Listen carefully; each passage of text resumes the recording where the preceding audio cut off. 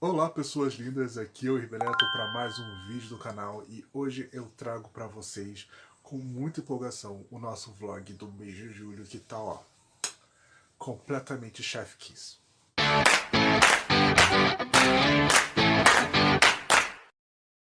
Enfim, julho é o mês do meu aniversário, eu completei 34 invernos nesse último dia 18, por isso eu decidi registrar para vocês todo o mês corrente para meio que ser um vlog temático do meu aniversário, pois eu sou esse tipo de pessoa. Só que eu não esperava que esse vlog fosse tão positivamente recheado quanto ele se tornou. Enfim, tem de tudo um pouco. A minha adaptação favorita do ano, tem a minha decepção literária do ano, temos unboxing, temos passeio, enfim, tem de tudo um pouco durante esse vídeo e eu espero de verdade que vocês gostem.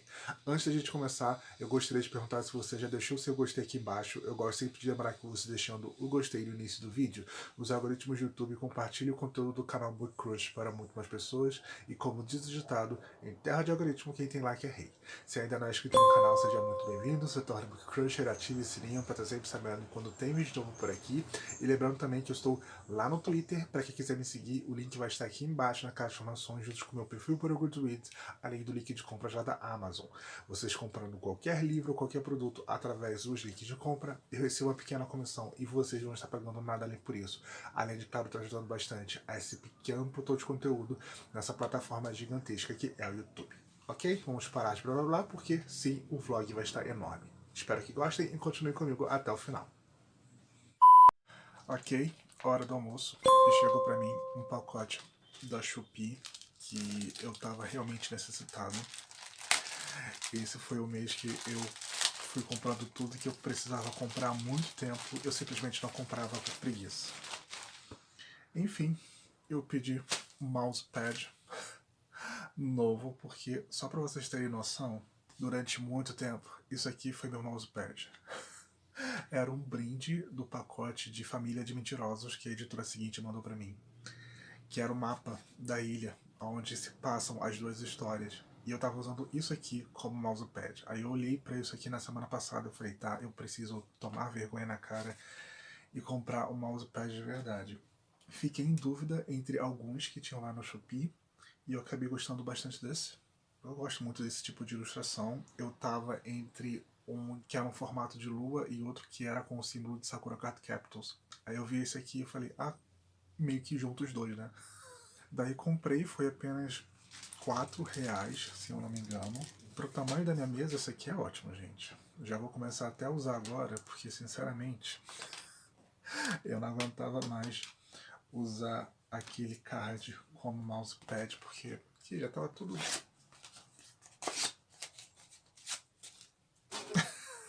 Enfim, hoje é sexta-feira, dia 7.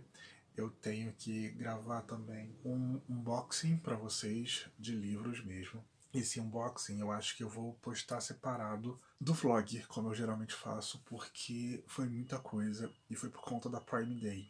Então eu acho que eu vou fazer esse unboxing temático e postar antes desse vlog aqui no canal.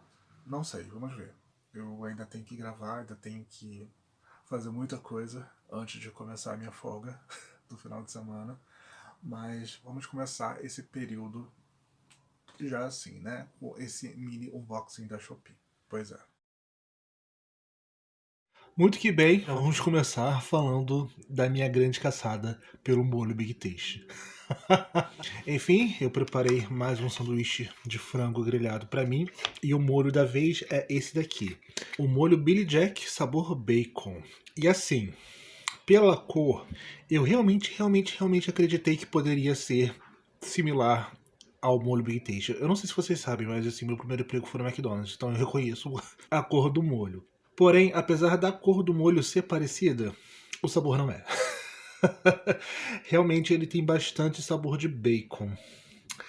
E não é a mesma coisa. Não é a mesma coisa. E assim, é gostoso. Eu vou dizer pra vocês, é gostoso, senão não teria nem passado no meu sanduíche agora. Mas foi muita expectativa e realidade. Porque dessa vez eu realmente acreditei que seria por conta da cor do molho, que é muito parecido com a cor do molho Big Taste. Mas de fato é sabor bacon. Eles cumpriram o que prometeram. Enfim, vou continuar nessa saga até eu não sei quando. até eu esgotar todas as possibilidades de molho no mercado. Mas enfim, vamos passar para a sessão de cinema da noite.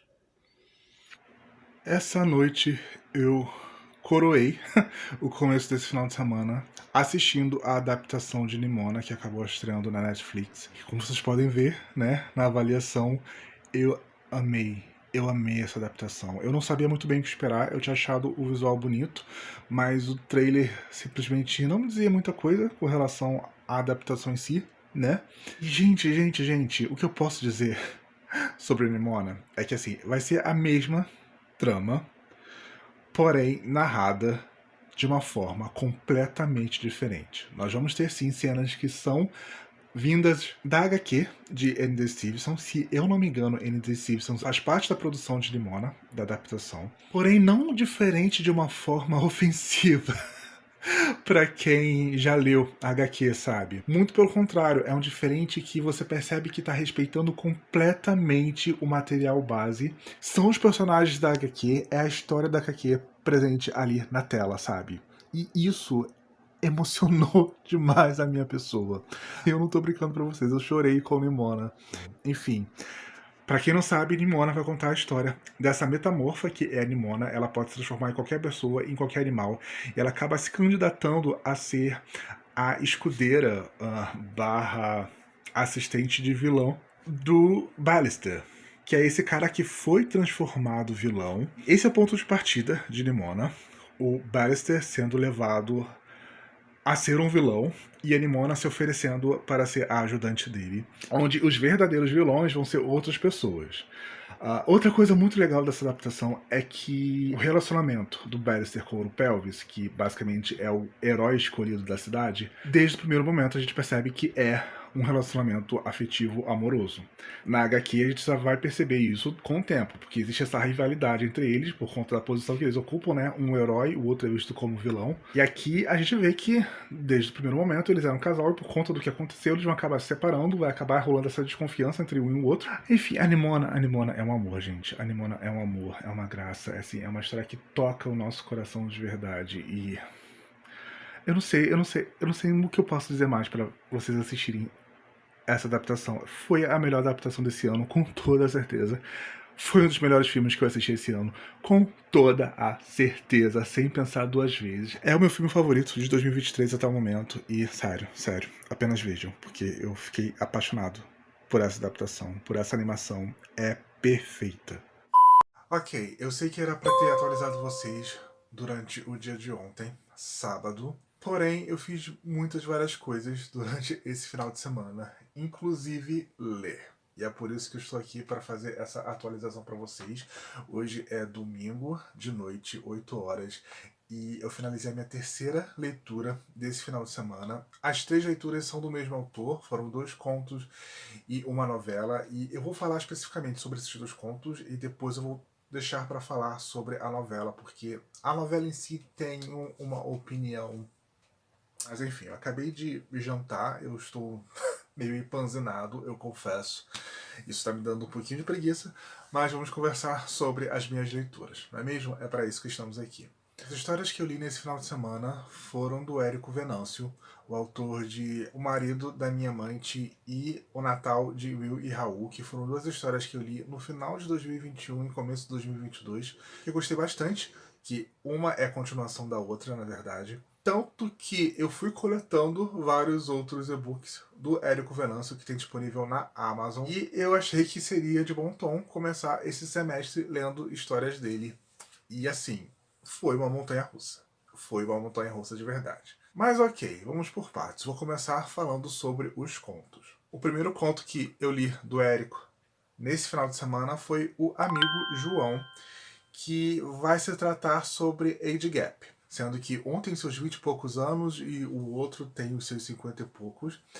E o mais velho era um amigo de trabalho do pai do mais novo. Porém, eles não se conheceram muito bem, afinal, o pai do protagonista ele acabou falecendo quando ele era bebê, praticamente. E justamente pelo João ser amigo, né, de trabalho do pai dele, que eles acabam se encontrando. Ele vai passar um final de semana na casa dele, etc e tal, e é a partir desse ponto que a história começa. Vou dizer pra vocês, eu não gosto tanto assim de Age Gap, sendo bem sincero de todo o coração.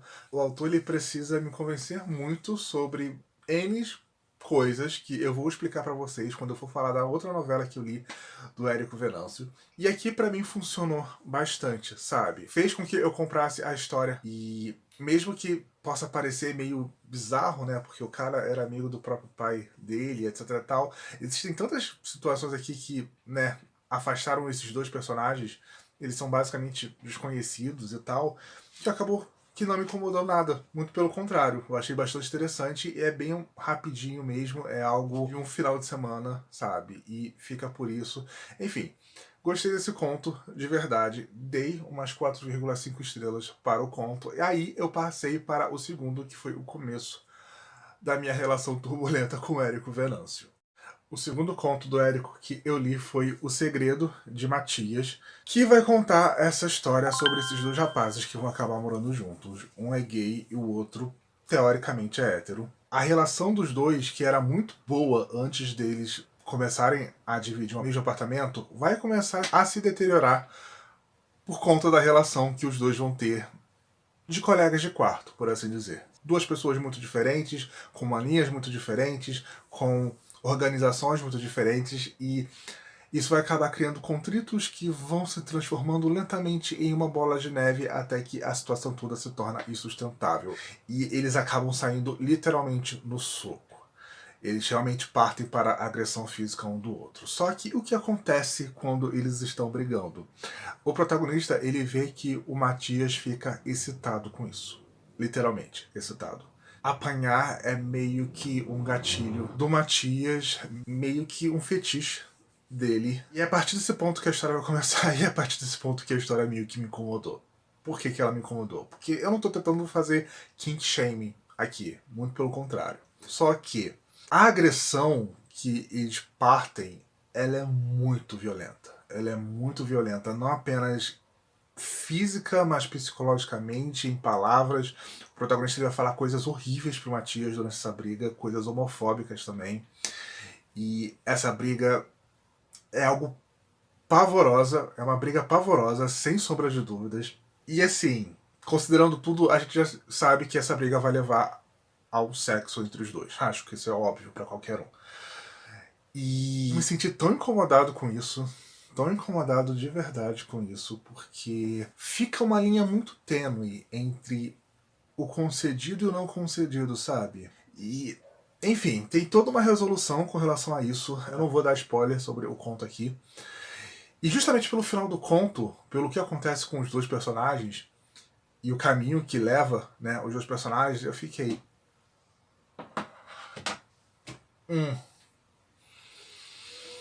Porque tá, ok, o Matias ele tem tesão em apanhar de verdade. Ok, mas a forma como tudo aconteceu, isso me deixou muito incomodado. Muito, muito, muito incomodado. Aí eu parti para a novela do Érico. E essa terceira história, assim, que foi meio que a gota d'água pra mim nessa escalada de leitura que eu vou comentar com vocês agora. Eu tô falando de Dr. Alencar, que vai falar também sobre age gap. O protagonista, o Dr. Alencar, ele tem por volta dos seus 50 e poucos anos, e o outro protagonista, que é o Tito, ele acabou de fazer 18, e a forma como os dois se conhecem também me deixou muito...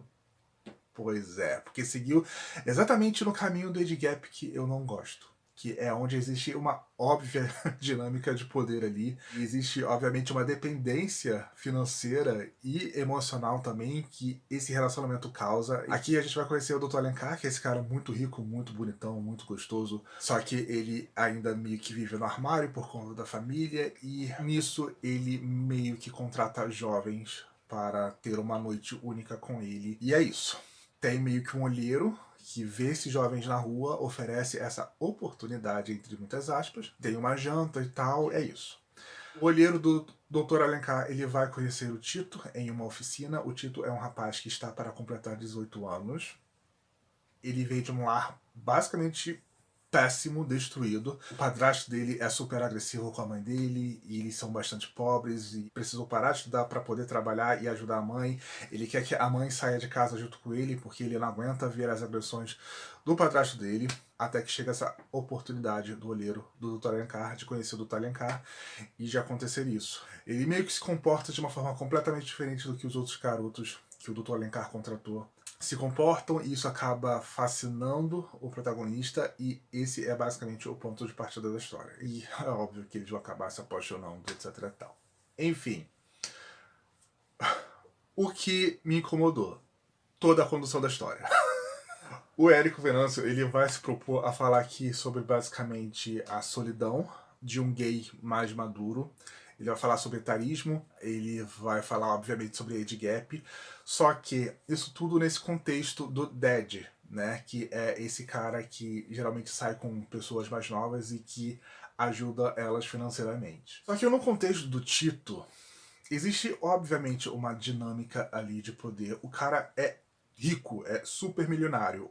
O Tito, ele é um fodido, que veio de um lar completamente destruído. E o Tito, ele é muito, muito, muito imaturo. Esse garoto, obviamente, está sendo influenciado por todas essas outras questões da vida dele, o dinheiro fácil que ele está ganhando ali com o relacionamento dele com o Dr. Alencar. E no final, o personagem até tenta se redimir e tenta se justificar por conta da solidão que ele sente por ser um homem gay, praticamente idoso. Só que assim, gente,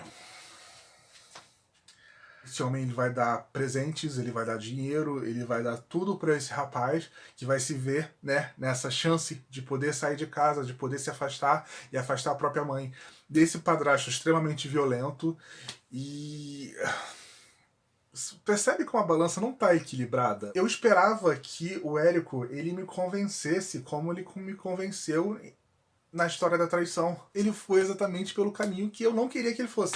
Se o Tito, ele tivesse 27 ao invés de 17, isso não teria me incomodado. Porque, como foi no primeiro conto que eu contei com vocês, existe um age gap ali, mas você não vê uma dinâmica de poder entre um personagem e outro. Você não vê um personagem colocando toda a sua influência em cima do outro personagem. Eles realmente sentem um tesão pelo cima do outro e tá tudo bem com isso.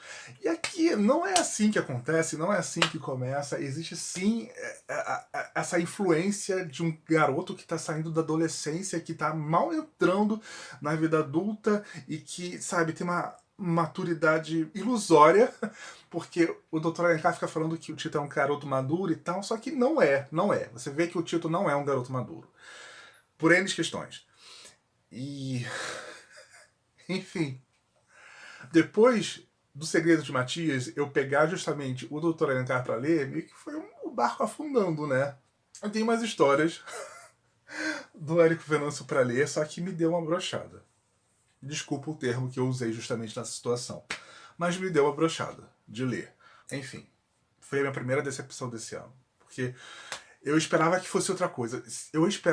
Eu não sabia que o Tito tinha essa idade. Eu achava que o Tito, ele ia ter os seus 20 e poucos anos. Que tudo bem, sabe?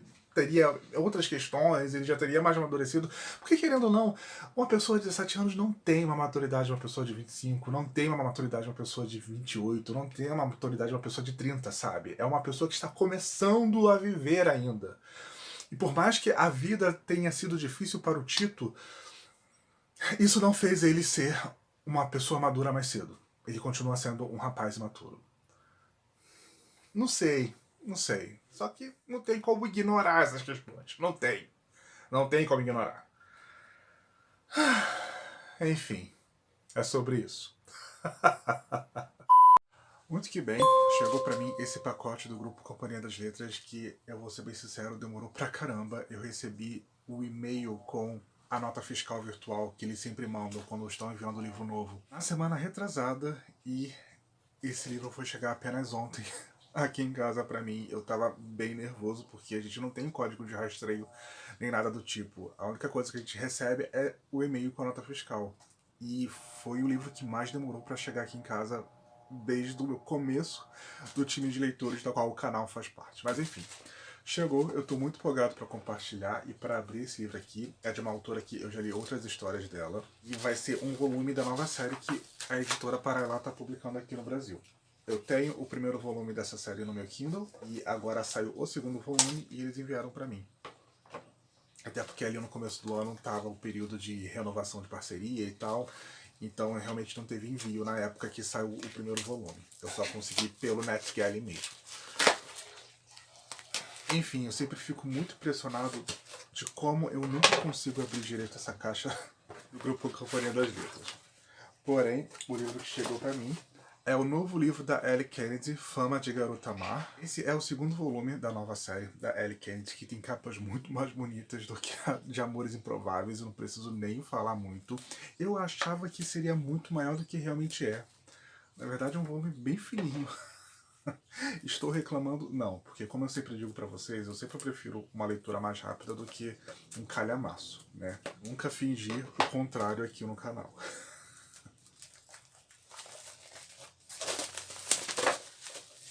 Ok, ninguém viu o livro quase caindo. A diagramação é a tradicional da editora Paralela, bem simples. É a entrada do livro e a foto da Ellie Kennedy. Enfim, como eu disse, eu tenho o primeiro volume no meu Kindle, mas se eu gostar, provavelmente eu vou ter a edição física também, porque eu tenho esse problema, já compartilhei esse problema com vocês, vida que segue. Mas acabei recebendo o segundo volume, que está sendo lançado agora pela editora Paralela, acabou de sair nas livrarias, se eu não me engano, e eu estou muito empolgado porque eu gosto de Ellie Kennedy. Eu já li várias histórias de Ellie Kennedy, tanto sozinha quanto com a Sarina Bowen, né?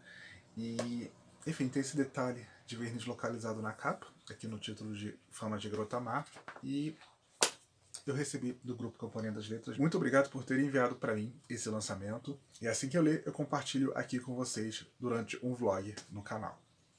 Ok, mais uma leitura finalizada, e dessa vez eu acho que eu fui muito mais feliz na minha escolha. Eu estou falando de Friendship Lover, de Ohira Yu, lançado aqui no Brasil pela editora New Pop, através do selo Pride. Vai ser On Boys Love, com Salarymen, né, que são o pessoal que trabalha no escritório lá no Japão. E assim, eu gostei muito, muito, muito, porque me surpreendeu de verdade, me surpreendeu positivamente. Enfim, vamos falar sobre Friendship Lover. Aqui a gente vai conhecer o Nimura e o Shizuka. O Nimura, ele desde que conheceu o Shizuka no primeiro dia nesse emprego, ele se apaixonou completamente por esse cara. O que é bem engraçado, porque o Nimura é esse rapaz super alto astral, esse rapaz super bonitão, que faz sucesso com todo mundo, que é extremamente extrovertido. E o Shizuka, ele é um nerd. Ele é um cara super introvertido, ele é meio mal-humorado e tal, ele é sempre muito fechado, ele não sabe se comunicar muito com as pessoas, só que existe essa paixão instantânea do Nimura pelo Shizuka. Eles acabam se tornando amigos, eles se conhecem por mais ou menos uns 3 anos, né, onde eles trabalham nessa empresa, e um dos colegas de trabalho do Shizuka convida ele para um encontro em grupo, né, onde eles vão sair, vão encontrar garotas e tal, e acaba que isso deixa o Nimura super enciumado. E ele não quer perder o Shizuka para uma garota e perder essa amizade que ele tem, que é muito platônica, por assim dizer, porque ele é gay, ele tem ciência de que o Shizuka é hétero, nada vai acontecer entre eles, mas o sentimento de ciúme é irracional. Ele acaba se oferecendo para ir junto nesse encontro em grupo com a clara intenção de sabotar qualquer aproximação de qualquer mulher. Só que aí no final da noite, depois de ele ter conseguido afastar, né, qualquer pessoa que se interessasse pelo Shizuka, ele percebe que ele não pode fazer isso para sempre. Que isso é algo completamente tóxico, e não tem como ele ficar indo atrás do Shizuka para impedir ele de conhecer pessoas, de ele namorar, etc e tal. Daí, quando eles estão voltando para casa, ele decide meio que ser sincero e fala que tá apaixonado pelo Shizuka, que ele queria ser o namorado do Shizuka. E o Shizuka, surpreendendo a todos, inclusive o próprio Nomura, ele fala: tá, tudo bem, vamos tentar namorar então. Esse é o ponto de partida de Friendship Lover, onde nós temos esses dois amigos, que são muito diferentes, onde um até então era hétero, vão começar esse namoro e se ajustar a esse namoro, né? Porque o Shizuka, ele não sabe nada sobre relacionamentos entre rapazes. Ele só teve uma namorada essa vida toda e a namorada acabou deixando ele porque ele era um cara super frio, ele era um cara super distante, ele era um cara super fechado. Ele sempre teve problemas com relação a relacionamentos por conta de várias situações da vida dele e da infância que envolve a família, que vai ser explorada, que vai ser contada aqui em Friendship Lover. E eu gostei muito, porque não tem apenas essa questão do Shizuka, mas a gente vê mais sobre o passado do Nimura, ele tem vários problemas com a família, porque a família não aceita ele por ele ser gay. Foi um mangá, né, um boys love, em on shot, em um volume único, que abordou muita coisa de uma forma muito legal, de uma forma muito madura. E apesar de que existem sim problemas de comunicação, até porque enquanto eles estão nesse relacionamento, o Nimura ele fica muito incerto com relação ao que o Shizuka tá sentindo, porque ele acha que o Shizuka tá com ele por conta de pena, e o Shizuka ele tem todas essas questões de que ele quer de fato sentir mais, se abrir mais para o Nimura. Só que ele não sabe como fazer isso. E existe essa falha de comunicação, mas é tratado de uma forma tão adorável aqui, sabe? Tão bonitinha e sério, eu amei esse mangá. Eu não esperava nada e ele acabou me entregando tudo. Eu devorei em uma sentada, é muito gostosinho, é mais 18, então não dá nem pra mostrar muito sobre o interior dele, porque tem cenas assim que eu não vou poder compartilhar com vocês. Mas me surpreendeu positivamente, a gente vai acompanhar eles mais ou menos no decorrer de um ano. E, sério, adorável, adorável, adorável de verdade. Eu recomendo esse mangá aqui pra todo mundo. Eu amei Friendship Lover. Eu quero ver se tem outras coisas de Ohirayu aqui no Brasil. Mas, sério, sensacional. 5 estrelas com louvor. Então, vocês estão vendo esse clima maravilhoso que se estende sobre a tela de vocês. Pois é, tá fazendo um friozinho super gostoso. Parece que o inverno finalmente chegou por aqui. E por que eu tô aqui fazendo essa entrada com vocês em plena quarta-feira de manhã? Porque ontem eu completei 34 invernos. Pois é, foi o meu aniversário. E por ser meio da semana, né, e por eu trabalhar de segunda a sexta, eu acabei não conseguindo fazer nada. Eu tinha até alguns planos no começo do mês, mas todos meio que naufragaram. A minha amiga Natália Cabral queria que a gente saísse, mas terça-feira, depois do trabalho, meio que bate uma preguiça, sabe? Por forças maiores eu acabei ficando em casa, mas nem por isso foi péssimo ou ruim, muito pelo contrário. A minha mãe ela acabou fazendo um jantar pra mim e também uma sobremesa especial por conta do meu aniversário. Foi uma torta de sorvete de chocolate, ó. Vi minha irmã, vi meus sobrinhos, então foi um aniversário em casa, mas acabou sendo um aniversário muito bom, de toda forma, sabe? E até considerei essa frente fria um presente de aniversário também, porque eu sou a pessoa que prefere frio a calor, e a gente sofrer calor em pleno mês de julho é sacanagem. Enfim, vou tomar café e daqui a pouco eu começo a trabalhar. Eu começo a trabalhar ali por volta de 10 horas da manhã, mas eu só queria que a data do dia 18 não passasse em branco, justamente no mês do meu aniversário, sabe? Então eu acabei entrando aqui e fazendo esse registro, né? Como uma entrada de diário mesmo, porque foi um dia bom. Mesmo sendo um dia caseiro, foi um dia super bom. Então, eis que chegou pra mim essa caixona. Eu preciso explicar a história por detrás dessa caixa pra vocês, porque é um box com uma trilogia. E eu não sabia que esse box existia, sendo bem sincero. Eu já li essa trilogia, eu tenho ela em inglês, e ela já saiu faz um tempo aqui no Brasil. É uma das histórias favoritas dessa autora. E eu acho essa série, essa trilogia em si, muito injustiçada aqui no Brasil. Porque a autora ficou conhecida por outra história, que eu gosto bastante também, mas que a minha relação nem se compara com o que eu sinto com essa trilogia aqui. Enfim, como vocês podem ver, são 3 livros, e é uma edição que eu não conhecia, que eu fui conhecer essa semana. Enfim,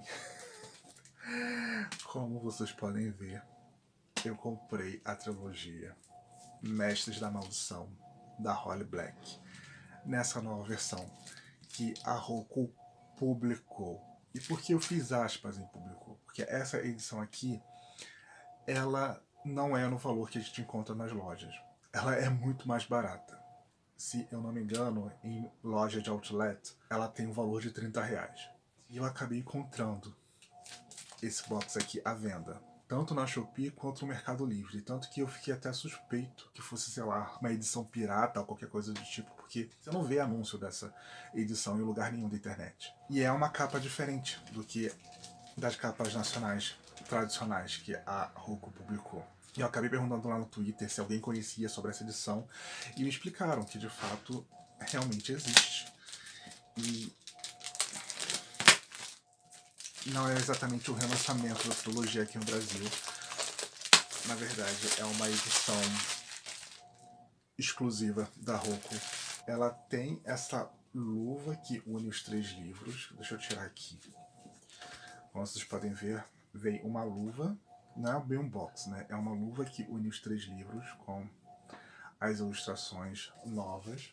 Daí ficam os 3 livros juntos, que são Gata Branca, que é o primeiro volume, o segundo volume, que é Luva Vermelha, e o terceiro volume, que é Alma Negra. Todos eles com ilustrações novas. É, infelizmente, em folha branca, não é em folha pólen ou qualquer coisa do tipo, são folhas brancas mesmo. Porém, olha só, isso me explicaram também no Twitter. Essas capas, na verdade, são luvas. Porque por dentro, os livros são as edições originais que foram publicadas aqui no Brasil. Enfim, eu fiquei muito chocado, porque eu não conhecia essa edição. Como eu falei pra vocês, eu tenho a edição em inglês porque eu li em inglês muito antes do livro ser publicado aqui no Brasil. E agora eu tenho a edição em português porque estava super barato. E eu acabei me dando essas edições de aniversário, porque vocês sabem, eu sou fã da Holly Black e essa é a minha trilogia favorita da Holly Black, né?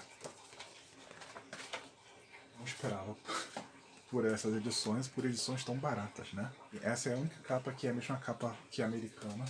Eu tenho até a edição aqui em inglês. Eles fizeram capas nacionais com esse padrão aqui.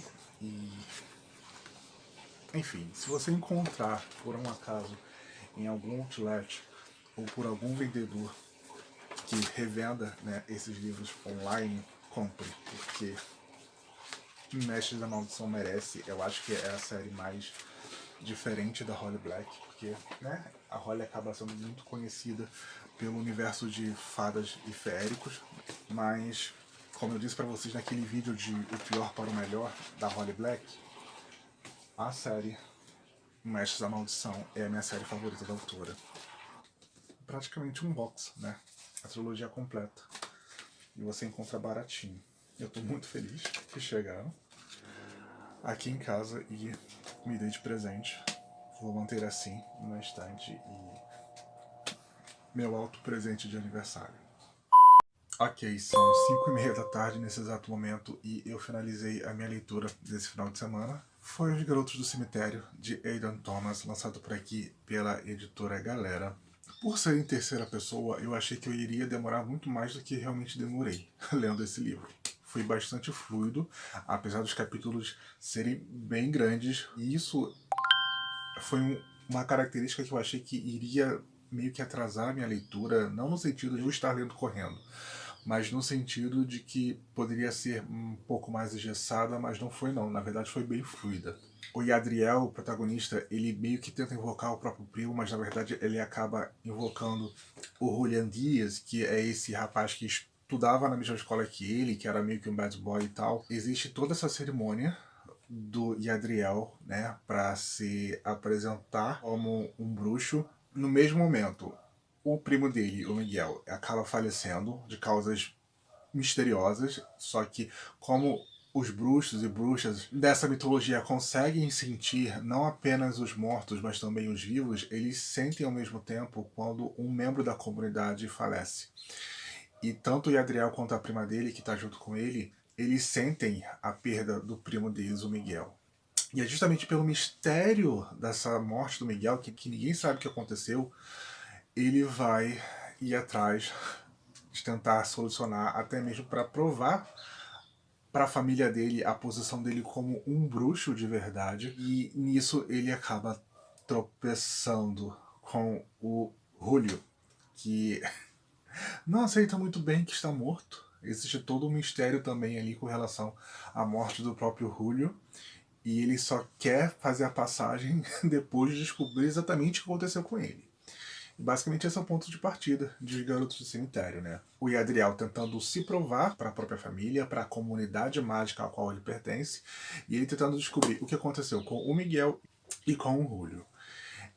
Enfim, eu acho que essas partes do Yadriel e essa necessidade dele de, né, pertencer à própria comunidade, de mostrar para a família quem ele realmente é, que ele realmente é um bruxo, foram partes que, assim, foram bastante emocionais para mim. Eu não estava esperando pelo impacto que esses momentos iriam me causar. Eles surgem em momentos, assim, que machucam, sabe? Você sente o que o Yadriel sente com a rejeição que vai acontecendo no decorrer da narrativa, como isso conecta ele com um tio dele, que é o irmão mais velho do pai dele, e que é meio que rechaçado ali da comunidade também, porque o grau de magia que o tio dele possui não é o mesmo grau de magia que todo mundo possui, inclusive o próprio pai do Adriel. E isso meio que faz com que eles sejam proscritos também ali da comunidade mágica, por conta das tradições deles. Esse lance familiar, esse lance da comunidade em si, como todos enxergam o Yadriel e como o Yadriel quer ser enxergado, isso me impactou bastante no decorrer da narrativa. Eu acho que foi a coisa que mais me prendeu, que mais me fez conectar e que mais me fez ser empático com o personagem, sabe? Toda a parte de fantasmas, de magia e tal, eu não sei porque me lembrou muito a Mediadora da Meg Cabot. Uma parte do final, inclusive, me lembrou bastante o final de A Mediadora também. Se você já leu a série completa e já leu Os Garotos do Cemitério, você vai entender exatamente o que eu tô falando. Mas não é porque é parecido no sentido de plágio, alguma coisa assim. Mas essa coisa da conexão com o mundo dos mortos, etc e tal, e ver fantasmas, e sentir fantasmas, e ajudar os fantasmas a fazerem a transição para o além, né? Que é basicamente a grande missão da comunidade mágica aqui, é muito similar ao universo de A Mediadora e a mediação, né, que os mediadores da Meg Cabot fazem de levar os fantasmas que estão presos aqui no nosso plano para o outro plano, para o futuro deles, né. E, enfim, isso me deixou muito nostálgico. Porque, como vocês sabem, A Mediadora é uma das minhas séries favoritas da Meg Cabot. Então, isso foi algo que me trouxe outra conexão com os Garotos do Cemitério que eu não estava esperando. Porque eu sabia que, né, era essa coisa de comunidade mágica, deles serem bruxos e tal, mas eu não sabia que tinha essa ligação tão forte com o além, com o pós-vida e tal. Isso puxa, né, para o Aidan Thomas falar também sobre luto, né? O protagonista ele está enlutado porque ele perdeu a mãe há poucos meses. Eles estão à véspera do Dia dos Mortos, né? Que é uma celebração mexicana muito popular. Existem muitas tradições e que está intrinsecamente ligado à mitologia desse livro aqui. E é a oportunidade anual dos vivos conseguirem falar com os entes que já partiram. E ele meio que anseia por poder falar novamente com a mãe dele. Então nós temos toda essa parte do luto dele pela própria mãe, de como o luto também está intrinsecamente ligado ali aos sentimentos do que é ser uma pessoa mágica nesse universo aqui.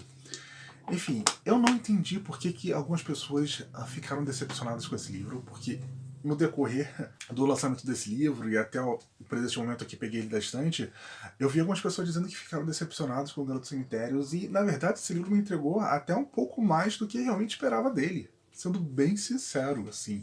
Eu fiquei bastante surpreendido de verdade. Foi uma leitura gostosa. Teve esses toques de nostalgias involuntárias, como eu disse pra vocês. Eu gostei bastante do universo que Aidan Thomas utiliza aqui. Eu fui bastante empático com o personagem. E eu não entendi muito bem o que as pessoas estavam esperando para ficarem decepcionadas com esse livro. Eu dei 5 estrelas para Os Garotos do Cemitério. Foi mais uma leitura dos meus 12 livros para 2023 que eu consegui finalizar. A nossa 4ª leitura do ano que eu consegui finalizar. E, enfim, eu não sei qual vai ser a minha próxima leitura. Mas assim que eu concluir, eu venho aqui e converso com vocês, mas fica aqui a minha recomendação para vocês lerem essa fantasia, que era uma fantasia única, né? Agora vai ter uma continuação. Eu demorei tanto para ler esse livro que já até anunciou a continuação, Ilha Thomas, né? Enfim, vai ter uma continuação, mas era uma fantasia única, e eu acho que vale como uma fantasia única mesmo. Porque foi planejado para ser um livro único, né? Enfim, fica aqui a minha recomendação sobre esse livro que me cativou de verdade. Muito bem, são 10h15 de segunda-feira e eu acabei de chegar do cinema, que eu fui, obviamente, assistir Barbie. Enfim, depois eu venho aqui e comento com vocês sobre o que eu achei especificamente do filme Barbie, né? Porém, eu não estou aqui para falar sobre Barbie, eu estou aqui para falar sobre unboxing. Porque sim, depois de 3 longas semanas, um telefonema e alguns BOs, finalmente chegou pra mim o segundo volume de Birds of Shangri-La, que era pra ter aparecido naquele nosso unboxing da Prime Day, mas deu falta no estoque da Amazon, eles tiveram que importar, e eles acabaram importando apenas um mangá, literalmente o meu, tanto que eles já até tiraram de estoque da loja brasileira, pra vocês terem noção. Sem falar que eles esperaram dar mais ou menos uma semana do livro chegar aqui no Brasil para enviar para mim. O livro chegou na terça-feira passada. Eles só foram entregar hoje porque era o último dia do prazo. Momentos, né? Enfim, aqui está o segundo volume de Birds of Shangri-La, o mangá, e Hamaru Zaria. Eu acho que esse é o volume final da história, eu espero, até porque esse volume aqui foi lançado em 2021 e a gente já está em 2023, não tem sinal nenhum de volume 3, né? Enfim, gostei muito dessa capa, eu acho que é até mais bonito do que a capa do primeiro. A lombada dele e a contracapa. Ele é maior do que o primeiro também. A arte dele é muito bonita. E por ser um mangá em inglês americano, ele vai ter aquelas folhas meio que em estilo jornal, sabe? Diferente dos mangás que a gente tem aqui da New Pop ou da JBC, onde as folhas são folhas de qualidade, sabe? Em inglês, infelizmente, mesmo com o valor que a gente paga, é em estilo jornal de paperback mesmo. Mas, enfim, finalmente chegou o segundo volume de Birds of Shangri-La. Eu vou poder ler ele e o primeiro volume em uma sentada só, assim como eu fiz com Dick Fight Asland no mês passado. Não sei se eu vou conseguir fazer para esse vlog, porque a gente basicamente está na última semana de julho e eu sei que no final de semana seguinte eu já vou postar esse vlog para vocês, então não sei se eu vou conseguir ler os 2 volumes do mangá e compartilhar o que eu senti com eles para vocês nesse vlog em si. Mas com certeza vai ser uma das minhas próximas leituras e eu tô muito empolgado e feliz que finalmente chegou aqui em casa o segundo volume de Birds of Shangri-La. Pois é, aconteceu. Então, como eu falei na entrada de ontem de noite, eu acabei indo pro cinema assistir Barbie na segunda-feira. Quem conseguiu essa proeza de me tirar de casa foi a minha amiga Natália Flor, que, né, considerou me levar para o cinema o seu presente de aniversário para mim, mas não foi apenas o único presente que ela me deu. Daí eu acordei bem cedo mesmo de manhã, até porque a nossa sessão era no fim de tarde. E para eu conseguir assistir ao filme, eu tive que acordar bem cedo para poder trabalhar cedo. A Natália me levou, veio me trazer em casa e foi muito, muito, muito bom. Foi um passeio muito bom. E o que eu achei de Barbie? Eu gostei. Eu gostei, porém não foi o meu filme favorito como está sendo de todo mundo. Se eu fizer um comparativo com todos os filmes que eu assisti nesse ano de 2023, Nimona, que eu assisti no começo do mês e que eu não esperava nada, vai continuar sendo meu filme favorito. Porém, eu curti esse Barbie. Eu achei divertido. A Barbie estereotipada é literalmente o nome da personagem, a Barbie estereotipada. Ela começa a ter pensamentos de morte, a pensar em depressão, ela começa a ter celulite e a causa disso é por conta da pessoa humana que está brincando com ela no mundo real. E é por isso que ela e o Ken saem do mundo da Barbie e passam para o mundo real. E esse basicamente é o começo da história, que não é apenas sobre isso. Muito pelo contrário. Enfim, como eu disse, eu achei bastante divertido. É um filme super sessão da tarde. Porém, Pra mim existe um porém. Eu achei que o final mesmo do filme, o clímax da história, ficou um pouco maior do que precisava. Principalmente por conta dos Kens. A ideia original, né, dessa resolução dos Kens estava sendo ótima, porém, em uma cena que deveria durar uns 3 minutos no máximo, acabou durando quase 10 minutos. É só isso que eu vou dizer sobre a cena, não vou dizer nem como é que é a cena pra quem ainda não assistiu. Eu fiquei, tá, ok, a gente já pode passar para as outras resoluções, porque essa parte já tá ficando chata já. Como eu falei pra vocês, eu me diverti com o filme inteiro. Do saldo geral, o problema foi só esse, sabe? Essa barriga que existe no final por conta de uma piada que se estendeu demais. Mesmo assim, como eu falei, eu dei 4,5 estrelas pra Barbie. Mas é sobre isso, né? Sobre experiências e experiências. Vamos voltar ao vlog. Mais uma vez, aqui estamos nós em uma atualização noturna desse vlog, pois eu não consegui fazer essa entrada antes, até porque eu estava trabalhando até agora. Porém, eu finalizei uma leitura que eu não achava que ia finalizar durante a semana. Enfim, eu tô falando do segundo volume, The Titan's Bride, de Itsuki, lançado pela editora Seven Seas nos Estados Unidos. Infelizmente, The Titan's Bride não tem publicado aqui no Brasil. Eu tô lendo a série em inglês e, como vocês puderam ver no último vlog, eu tive alguns sentimentos com relação à introdução da história. Eu gostei muito do universo, gostei muito do carisma dos personagens, eu achei a trama divertida, porém eu achei muito apressado. E aqui eu não senti isso. De fato, Itsuki, nesse segundo volume, nessa parte da história em si, realmente soube encontrar o seu ritmo. Teve o seu tempo de respiro aqui, algo que eu não tinha sentido no volume anterior. Pois é, enfim, a história vai começar exatamente no mesmo ponto onde o primeiro volume terminou. Pra quem não sabe, aqui nós vamos conhecer a história de Koichi e Kaios. Koichi é do nosso mundo, meio que sofre uma invocação para esse universo mágico, onde descobre que é a noiva prometida do gigante Kaios. E no final do primeiro volume, ambos acabam saindo nessa jornada por conta de algo que aconteceu com Koichi durante o baile de apresentação da noiva do príncipe Kaios. Acontece algo com Koichi ali e ambos precisam sair correndo para encontrar algo por conta disso que aconteceu. Enfim, eu tô tentando não falar spoilers aqui. E a primeira parte da história, de fato, realmente é sobre isso, sabe? É a continuação do gancho que ficou no primeiro volume, né? A resolução dessa parte e o começo de uma nova história. E foi como eu disse pra vocês, eu senti que o ritmo aqui foi muito mais comedido, foi muito mais tranquilo e deu pra aproveitar muito mais a jornada da história do que no primeiro, que era velocidade 5 até o final, onde eu senti de fato que faltou momentos de respiro na história. Enfim, eu achei muito mais divertido, com toda certeza. É uma grande farofada. Porém, a mitologia vai sendo aprofundada nesse volume aqui. A gente tinha vários vislumbres no primeiro volume, mas nesse volume aqui, de fato, eu senti que até a própria mitologia do mundo que Itsuki está explorando foi melhor abordada. Enfim, fiquei feliz de verdade de ter esse up de qualidade narrativa do The Titan's Bride. Eu acho que eu consegui aproveitar realmente 100% essa história aqui, diferente do primeiro, que ficou com aqueles poréns que eu apresentei para vocês no nosso último vlog. E eu vou deixar o terceiro volume para o mês de agosto, né? Até porque o quarto volume tem previsão de lançamento em dezembro. Ainda falta muito para dezembro chegar, mas com certeza eu vou deixar separado para conseguir o volume 4, né, na Amazon. Mas enfim, está sendo muito gostoso acompanhar a continuação de The Titan's Bride e aconteceu exatamente aquilo que eu queria. Houve essa evolução narrativa e eu sinto que o ritmo da história está muito melhor do que foi apresentado no primeiro volume. Muito que bem, esse foi o nosso vídeo de hoje, esse foi o nosso vlog do mês de julho. Espero que vocês tenham gostado. Se gostaram, não deixe de deixar o seu gostei, compartilhe as suas redes sociais com seus amigos. Deixe aqui embaixo comentários se já leram algum desses livros e se pretende ler. Vamos conversar. Vocês sabem que conversar com vocês é a melhor parte do vídeo para mim. Pois aqui foi o Henrique Beneto para mais um vlog do canal Book Crushes. Tchau e até o nosso próximo encontro.